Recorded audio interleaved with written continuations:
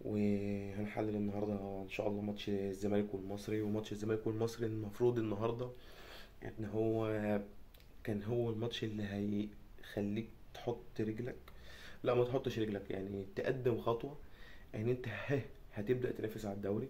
وده ما حصلش طبعا، عشان زي ما هو مكتوب قدامكم دهاء بسيرو. دهاء بسيرو في ايه؟ عشان بس ما نظلمش حق انيس بوجلبان والفرقه بتاعه النادي المصري.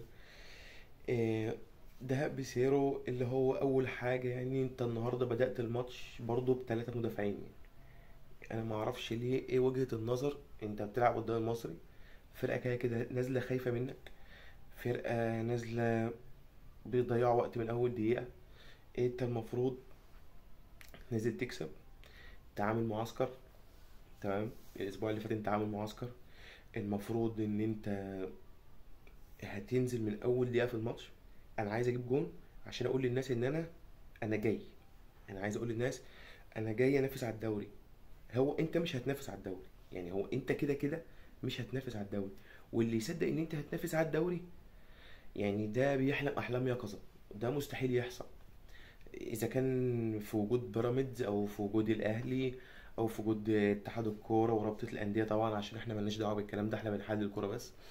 بس هي الفكره، انت كده كده مش هتنافس على الدوري. بس اعمل اللي عليك يا عم. احنا كجمهور ما بنطلبش منك كلاعيبه، ماليش دعوه بالمدرب. اكسب الست ماتشات يا عم، انزل موت نفسك ست ماتشات. والله العظيم ست ماتشات اكسبهم. والله لو طلعت تالت الناس هتسقف لك. يعني طلعت تالت دوري وانت كسبان الست ماتشات بتوعك، احنا مش هيبقى لنا عين نتكلم معاك بالظروف اللي احنا فيها دي. لكن فعلا انت نازل قدام المصري بتلعب بثلاثه مدافعين والكرة مش معانا. انت بترجع محمد حمدي وعمر جابر يضموا، بقينا خمسة أربعة قدامهم. تمام، ويا ريتك بتقابل من أول، يعني مثلا بتقابل من قدام. أنت بتقابل من نص الملعب أول ربع ساعة بس اللي كنت بتضغط من قدام. قطعت كورة، عملت هجمة، كان الحمد لله بدأنا نقول إيه ده، الزمالك بدأ يلعب كورة أول ربع ساعة. طبعا لا حياة لمن تنادي، ما حصلش طبعا. طبعا أحسن لاعب في الماتش النهاردة محمد شحاتة. محمد شحاتة، مع ان انا شايف ان بيسيرو بيظلم ان هو بيلعبه في مكان مديله حرية حركة وملجم عبد الله السعيد. يعني انت مدي لمحمد شحاتة اه لاعب مجتهد ولاعب عنده روح ولاعب بيطور من نفسه. يعني انا ممكن اكون عكس الناس، انا محمد شحاتة بيرقص واحد على واحد، بس بيرقص واحد على واحد الترقيصة ذات نفسها بطيئة. الباص اللي بيديهولك بيدي باصات حلوة، لكن برضو مش هيديك باص زي عبد الله السعيد. انا ليه ما خليش دونجا وجنبيه محمد شحاته ولاعب عبد الله السعيد قدامهم طالما انا كده؟ وليه اساسا انا طول الماتش بتفرج على لونج باص لمصطفى شلبي، لونج باص لمصطفى شلبي، لونج باص لمصطفى شلبي، لونج باص لناصر منسي. ونزلت ناصر ماهر، نزلت ايشو، نزلت الجزيري، نزلت محمد عاطف. معلش، يعني محمد عاطف انت لما نزلته مكان مصطفى شلبي.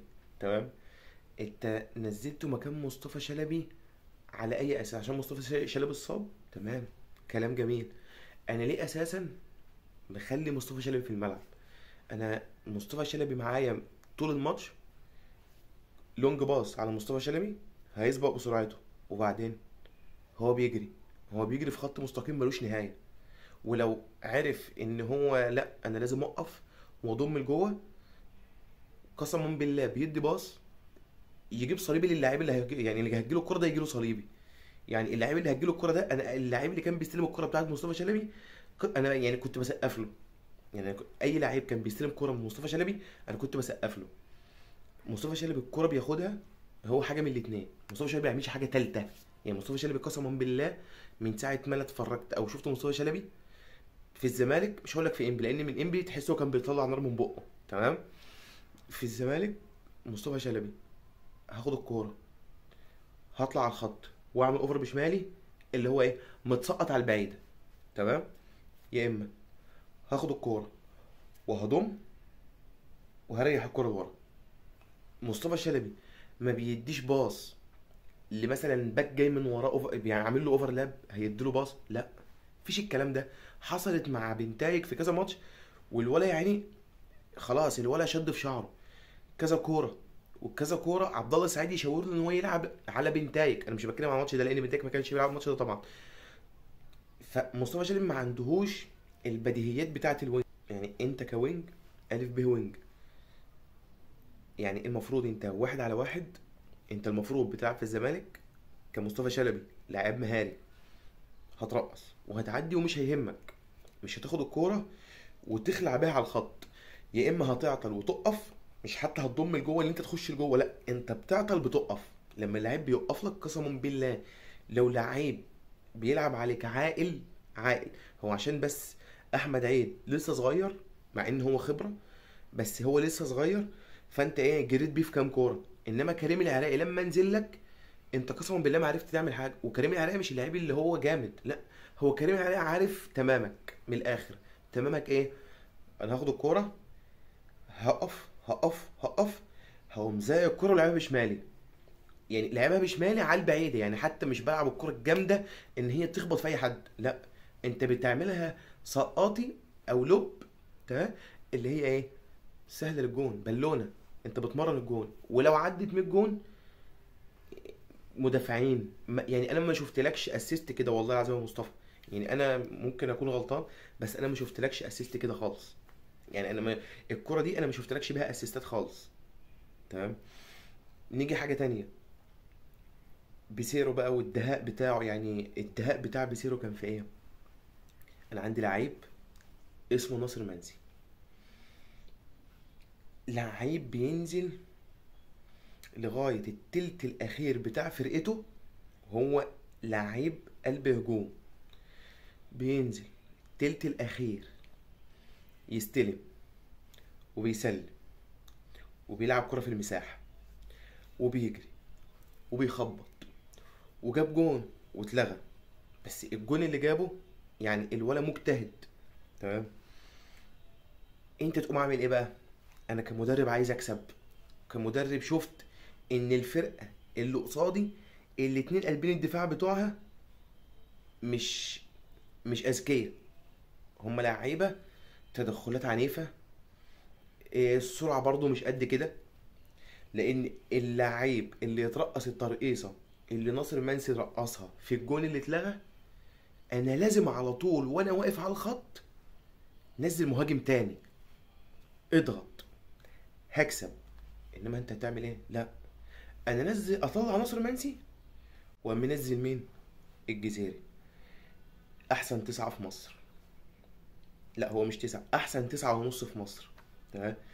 الجزيري ده يعني والله العظيم انا اول لما الجزيري نزل خلاص، يعني انا كده ما تحلمش بجون، امن بقى عشان السيناريوهات بتاعت الزمالك، يبقى هو معشم فرقته واحنا نازلين نكسب وفجأة جون فينا. باشا تبقى لك 7 ماتشات ما كسبتش المصري، يعني انا ما اعرفش اللعيبه دي ازاي بيجي لها قلب كده، يعني تقعد في اوضه اللبس ويقعدوا يتكلموا كده، انتوا بقالكوا 7 ماتشات ما كسبتوش المصري.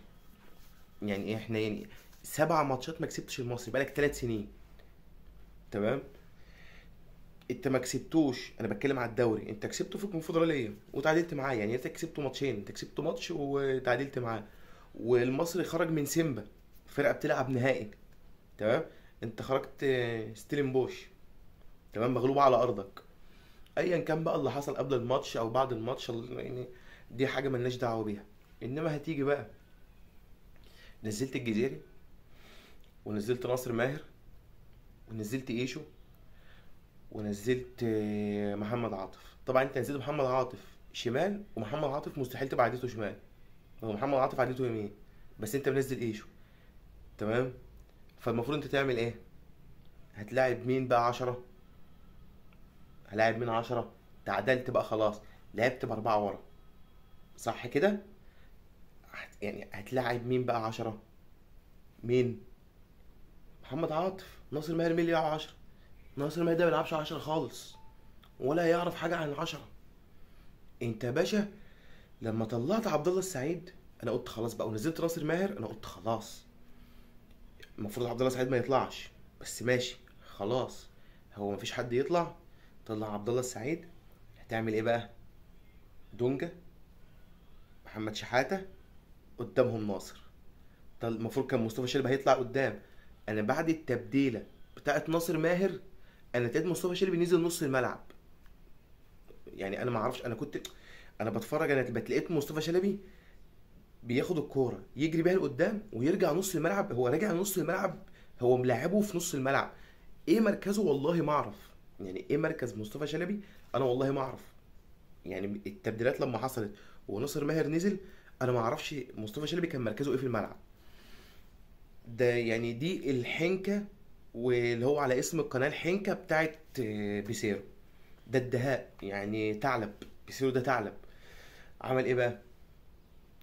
نزل ناصر، ايشو، ومحمد عاطف. الاعب محمد عاطف وايشو الاتنين اللي رجلهم شمال، العبهم جنب بعض. تمام. ما لعبش ناصر ماهر 10، ما لعبش يعني ايشو او محمد عاطف ايا كان وينج، حتى لو هو مش على عدلته. باشا انت نزلت التلاتة وعيشو.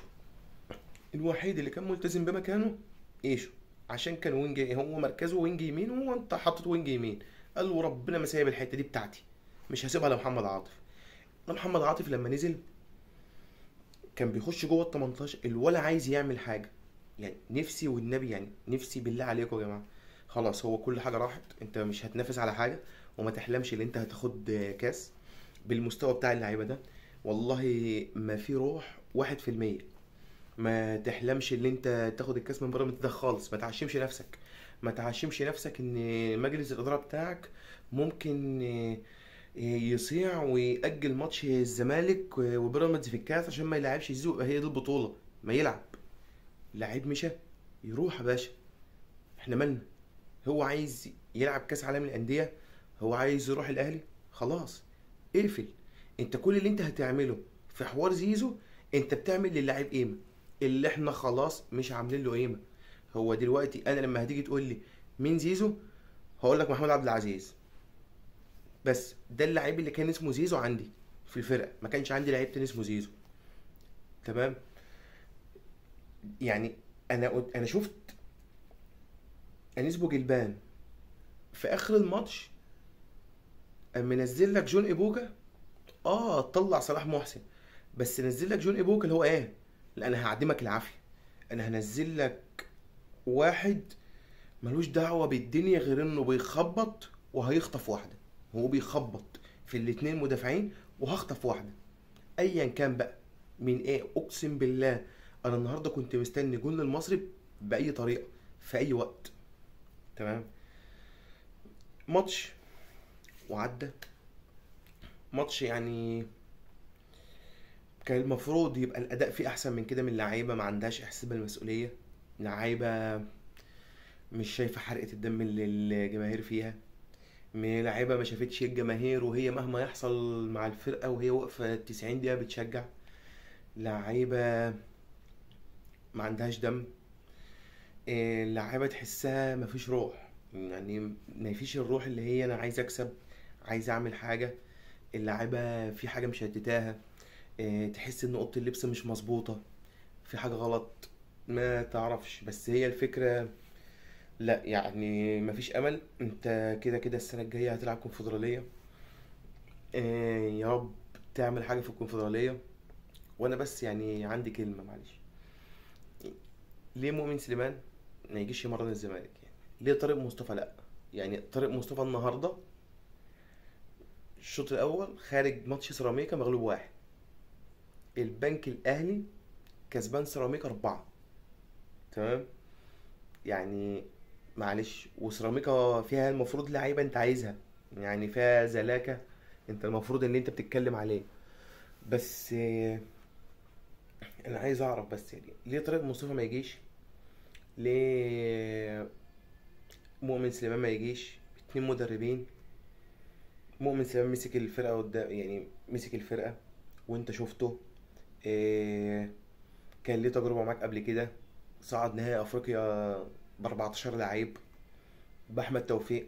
وعلي جبر يعني. مهما يكون علي جبر دلوقتي مستواه كويس، بس يعني انا ما بقتنعش بعلي جبر. آه، طارق مصطفى احسن مدرب في المغرب، مفروض استفاد بمدرب شاب. وفكره ان انت تجيبه مؤقت، لا ما جيبوش مؤقت. انا واحد من الناس يعني ايه، انا ما اجيبش طارق مصطفى مؤقت او اجيب مؤمن سليمان مؤقت. انا اجيبه وابني معاه خطه لسنه سنتين قدام.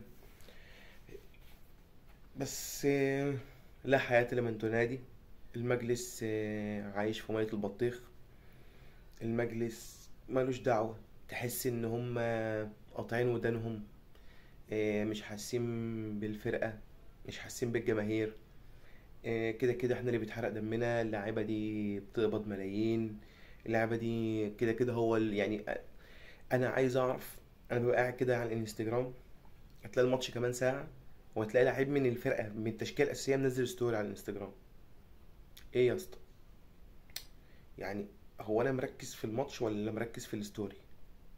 الستوري ممكن يتأخر ساعتين يعني. كل سنة وانت طيب وهابي بيرث داي ممكن يتقال بعد الماتش. ماتش ساعتين مش ستة. لكن إن ازاي لازم انزل ستوري لصاحبي وستوري لخطيبتي وستوري لمراتي؟ الدنيا مش هتطير والله. المفروض يعني احنا بنشوف الكلام ده في اوروبا، اللعيبه بتنزل ستوريهات وكده، بس يعني ده في اوروبا لعيبه محترفه.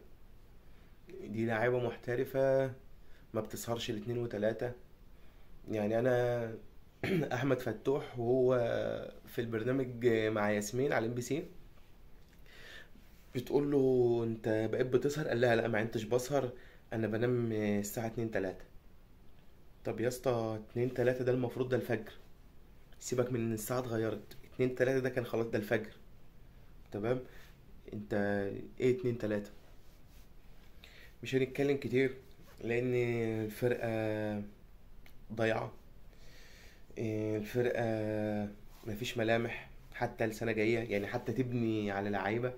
هو مفيش في لعيبه تبني عليها حاجه.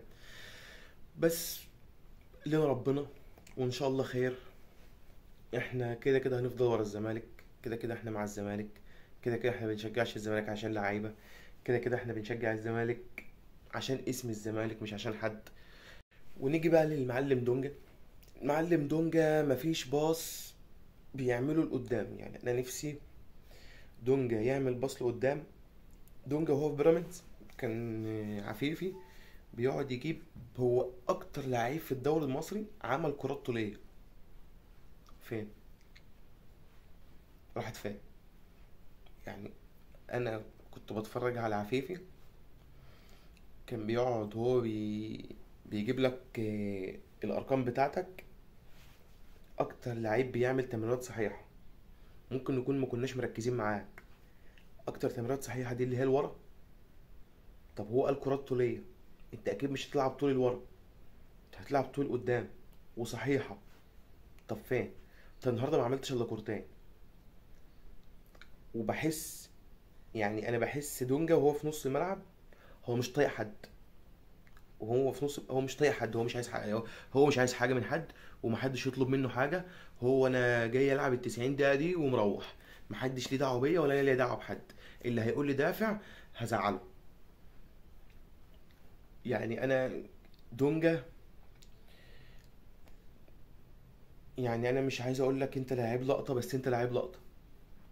من اول ما امام عاشور مشى من الزمالك وانت لبست رقم 8 ونزلت ستوري وانت بتشجع رقم 8 وكتبت رقم 8 للرجال فقط، انا عرفت ان انت لعيب بتاع لقطه. تمام. ملناش دعوه. بس يا باشا اديني في الملعب. انا مش كل كره هتاخدها، يعني انت كل كره هتاخدها، كل كره هتستلمها انا ببص لورا، انا ببص لورا. باشا المفروض نص الملعب رقم 6 او رقم 8 الف ب في سكان. سكان يعني ايه؟ انا قبل ما الكره تجيلي او اللعيب هيبازيلي الكوره، انا عارف مين اللاعب اللي فاضي، مين اللاعب اللي هطلع له الكوره.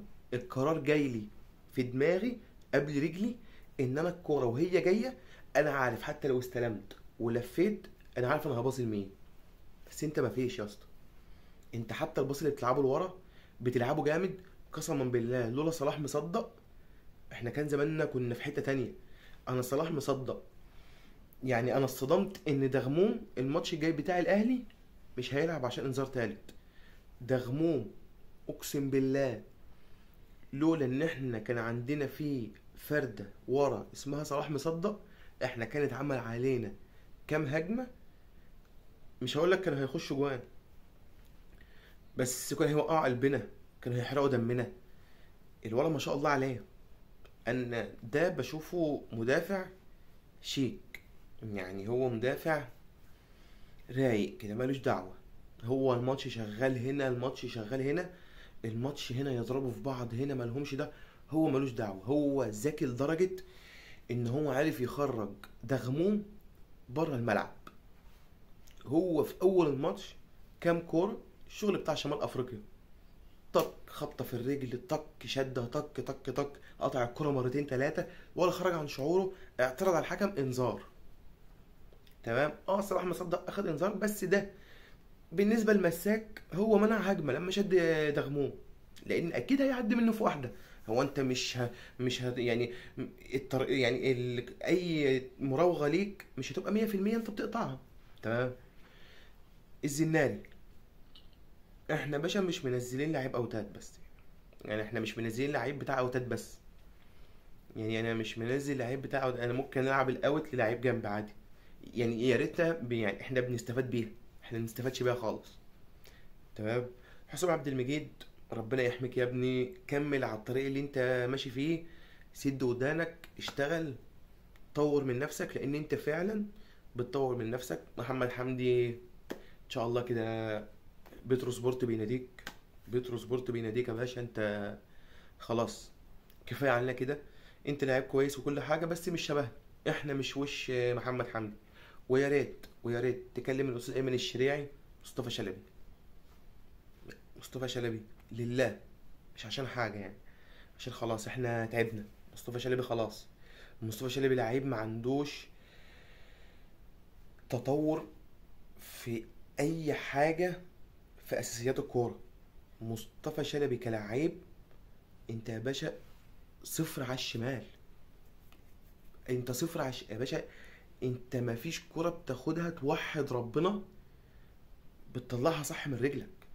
انت جاي في الدقيقة 85 ولا 87 ولا حتى 80 واحنا محتاجين الهجمة، انت جاي تلعب الكرة بكعبك. انت عايش في ملكوت تاني، انت عايش في حتة تانية. انت مش معانا خالص. انت مش في الفرقة. يعني انت كمصطفى شلبي مش في الفرقة، مش موجود. جزيري، انت برنس، مش دعوة. ناصر ماهر ما عملش حاجة. ايش هو محمد عاطف هتظلمهم؟ محمد شحاتة ده طارق حامد بس على مهارة بقى. يعني محمد شحاتة طارق حامد بس على مهارة. ناصر منسي استمر يا ابني، مع ان يعني انا عارف ان الناس كلها ممكن تزعل من الكلمة دي، بس انا مش شايف ان ناصر منسي يبقى مهاجم الزمالك. بس انت مجتهد ولكل مجتهد النصيب. يعني ربنا هيكرمك. انت ربنا بيكرمك عشان خاطر انت مجتهد، بتعمل اللي عليك وزيادة. وده مش بكلامنا احنا على الله، كلام المدربين اللي مسكوك، اللي هو انت بتعمل 100% من اللي بيطلب منك. إيه الباشا دونجا على دماغنا يا باشا. اهم حاجه بس روح اعمل كيرلي ويني يني يني. هقول لك مين تاني؟ عبد الله السعيد، انت تشكر. انت كلاعب انت شكرا يعني من هنا لبكره. عبد الله السعيد شكرا من هنا لبكره على اللي هو عامله. بيتقال له والله يا عبد الله السعيد انا شفته في كوره بعد ما طلع والكرة طالعة اوت، هو بيجري. هو بدل الطفل بتاع الكرة اللي بيلم الكور هو اللي بيجري يجيبها. يعني اللعيب الوحيد هو محمد شحاتة وناصر منسي. التلاتة دول اللي انا شايف ان هم عندهم حمية او محروقين على التيشيرت اللي هم لابسينه. غير كده لا. يعني غير كده مش موجودين. بس يعني كده الحلقة خلصت، وإن شاء الله أشوفكم في تحليل ماتشات تانية. ده لو أنا طلعت بفهم كورة يعني. ما تنساش تشترك في القناة وتعمل لايك للفيديو ده، عشان خاطر أخوكوا بس مش عشان خاطر حاجة. يعني أنا لسه ببدأ، وقفوا جنب أخوكوا، احنا كلنا اخوات يعني. إيه، وإن شاء الله كده أشوفكوا في ماتشات تانية، ويكون ربنا تاب علينا من اللي احنا فيه.